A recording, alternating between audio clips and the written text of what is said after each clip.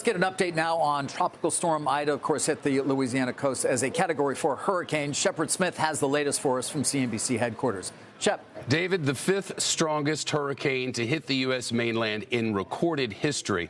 It hit around 1 o'clock yesterday afternoon, and it wasn't until this morning at sunrise that some of it began to calm down. Take a look at the loop as it came in here. You can see where it came in, and as it did, it went not over land. After landfall, it was still over water for the next 3 or 4 hours. So the intensity of the storm remained very high for at least 6 hours.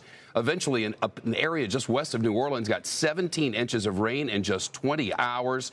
Now, 4,900 National Guard troops are out to try to assess the situation. One person did die, according to authorities in Ascension Parish, when he went outside to check on trees on his property. Right now, more than 1 million people are without electricity across Louisiana and Mississippi. All of New Orleans without power. We'll go live there in a moment. Again, it's the fifth largest storm ever to hit the continental United States. According to Governor Edwards, 900 members of search and rescue teams from 16 states are in place. And as I mentioned, 4,900 National Guard troops. Let's go to Port Fourchon, which was one of the hardest hit areas. Highest wind gusts there reported 172 miles an hour near where Ida came ashore.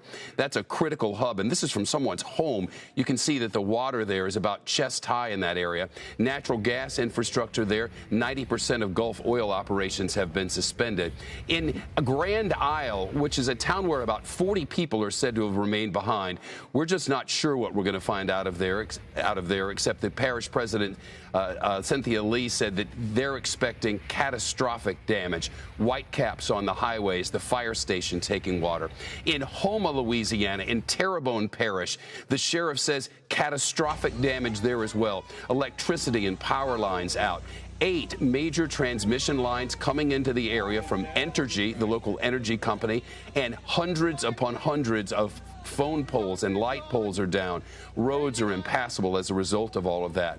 The town of Lafitte, especially hard hit. Fire rescue telling WWL, the CBS station there, the highest water in at least 34 years. 500 people in Lafitte informed the fire department before the storm that they were staying behind.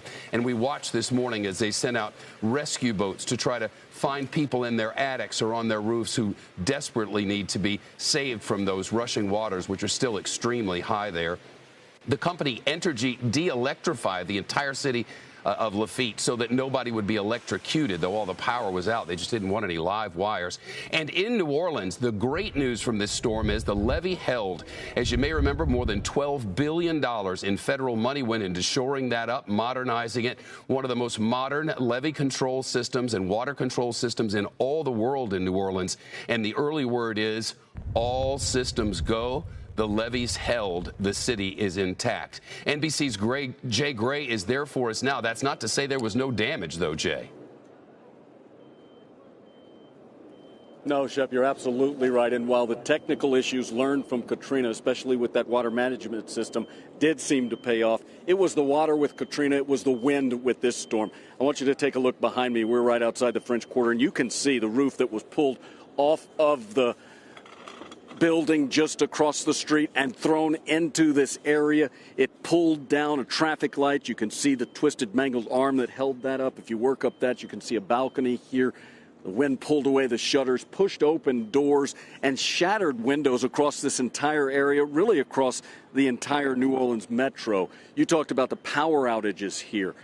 1 million people just in the New Orleans area alone without power, and it's going to be a while before they have it, Shep. Here's the situation. The 8 feeder lines that bring that electricity into the city, they're in the Mississippi River right now, and they are going to have to be extracted. They're going to have to be repaired. That's a daunting task. It's going to take some time here. With the daylight, we've got people coming out, those who rode it out, and taking a look at the damage here.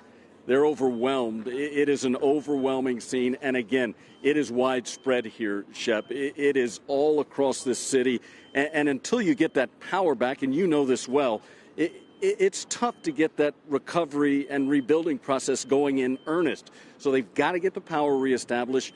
The mayor begging people who did move to higher ground, stay out for as long as you can. There's nothing for you here. The power is out. It's going to be hot. It's going to be muggy. Let these teams get in, do what they can, before you come back. A tough ask if you left your home. You've been watching this coverage for 24 hours. You've seen the devastation. You want to know what's happened to your house. Getting back in, I think we're going to see a lot of people do that over the next couple of days here. Jay Gray, live on scene in New Orleans. Jay, thanks. And think of this, to the south and west of New Orleans, according to local officials, many areas have no power, no water, no sewer, no cell phone coverage, essentially completely cut off from the outside world. The roads impassable, and many of those small towns in the bayou flooded.